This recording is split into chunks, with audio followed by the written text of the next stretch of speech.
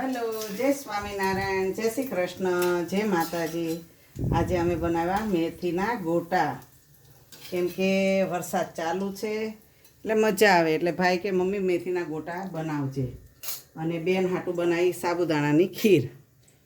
દૂધપાક જેવું જ બનાવ્યું છે. એટલે આવું બેનને એક ટાણું છે એટલે કે મારે ખીર ખાવી છે. અને અમારે હાટું મેથીના ભજીયા. સ્વામિનારાયણ રહી ગયું.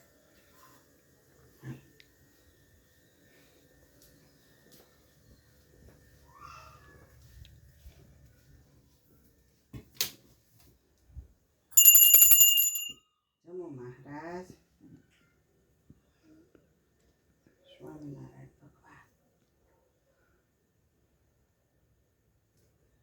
જમજો મહારાજ.